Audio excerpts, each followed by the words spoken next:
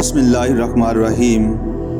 मुअज़्ज़ज़ सामीन इकराम, तारीख़ इंसानी से साबित होता है कि अज़ीम लोगों को कुदरत की तरफ से कुछ ऐसी खूबियाँ दी जाती हैं जिन्हें ये लोग अपनी मेहनत और जज्बे से मज़ीद चमकाते हैं, और इन खूबियों की बिना पर तारीख़ में हमेशा के लिए उनका नाम महफूज हो जाता है।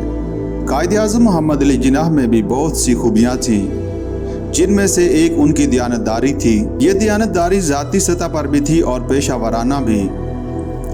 तारीख़ पाकिस्तान के हवाले से कायद के दो प्राइवेट सेक्रेटरी बहुत मशहूर हुए। पहले मतलूब उल हसन सैयद थे और दूसरे के.एच. खुर्शीद। मतलूब उल हसन अपनी एक किताब हमारे कायद-ए-आज़म में लिखते हैं, जो बतौर प्राइवेट सेक्रेटरी कायद के बारे में उनकी यादाश्तों पर मबनी है। वो लिखते हैं कि वकील की हैसियत से मोहम्मद अली जिन्नाह बहुत दयानतदार थे।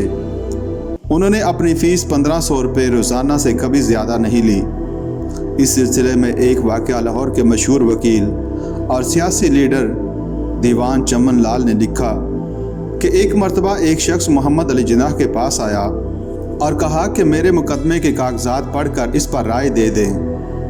कागजात बहुत ज़्यादा थे और इस किस्म के मामलात में इस दौर के वकील फ़ी घंटा के हिसाब से फ़ीस लिया करते थे। हिसाब लगाया गया तो काफ़ी रकम बनती थी, लेकिन मुवक्किल ने ज़्यादा से ज़्यादा 10,000 रुपये देने का वादा किया। मोहम्मद अली जिन्नाह ने कागजात पढ़ने से इनकार कर दिया। इस पर इस शख्स ने कहा कि आप कागजात पढ़ना शुरू करें और जब रकम ख़त्म हो जाए तो जहाँ तक पढ़ा हुआ हो इस पर राय दे दें। इस पर मोहम्मद अली जिन्नाह राज़ी हो गए। कागजात पढ़ने में जो वक्त लगा उसका मुआवजा सिर्फ 3,500 रुपये बना। लिहाजा कायद ने कानूनी राय दे दी और बाकी रकम इस शख्स को वापस कर दी। हालांकि वो शख्स तैयार था कि मेरा काम हो गया, आप बतौर फ़ीस 10,000 रुपये रख लें, मगर कायद ने कहा मेरी मेहनत का मुआवजा इतना ही बनता है, इसलिए मैं ज़्यादा रकम नहीं ले सकता। मतलूब उल हसन सैयद ही ने एक और वाक़या भी दर्ज किया कि एक बार हैदराबाद अक्कर में कायद-ए-आज़म को एक मुकदमे की पैरवी के लिए जाना था, मगर किसी वजह से वक्त पर ना पहुंच सके। एक और नामवर वकील वहां मौजूद थे। इस वकील ने अदालत से इल्तवा की दरख्वास्त की, मगर वो कबूल ना हुई और वकील साहब को मुकदमे का आगाज़ करना पड़ा। दूसरे दिन कायद-ए-आज़म वहाँ पहुँचे तो वकील साहब ने उनसे दरख्वास्त की कि जनाब अब कार्रवाई आप अपने हाथ में ले लें, मगर कायद ने इनकार कर दिया क्योंकि इनकी नज़र में ये वकालत के पेशे के आदाब के ख़िलाफ़ था। उन्होंने कहा कि मशवरा देने के लिए तो मैं तैयार हूँ, मगर जिरा नहीं करूँगा, वो आप ही करेंगे क्योंकि अब ये आपका हक है और आपने केस की पैरवी शुरू कर दी है। ये कहकर कायद ने फ़ीस भी वापस कर दी।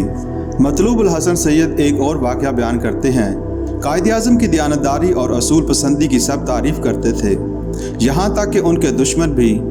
एक मरतबा मिस्टर टेटनस ने, जो मराठी ज़बान के अखबार केसरी के एडिटर थे, कहा कि मुझे इस बात पर गुस्सा आता है कि ताज्जुब है कि मुसलमानों में से मोहम्मद अली जिन्नाह नाम के इस शख्स की कीमत कोई नहीं लगा सकता, क्योंकि ये बिक नहीं सकता।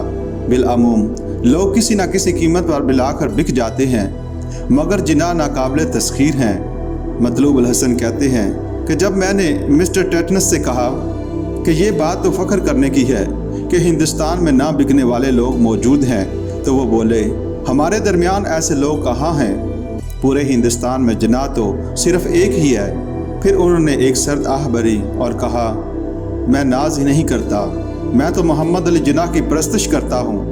काश हम हिंदुओं में कोई आधा जिन्नाह भी पैदा हो जाए तो हमारे बहुत से मसले हल हो जाएं। मतलूब उल हसन सैयद का कहना है कि जब मैंने दूसरे रोज़ ये वाक़या कायद-ए-आज़म को सुनाया तो उन्होंने सिर्फ इतना कहा मैं मिस्टर टेटनस का ममनून हूँ, और बात काट दी।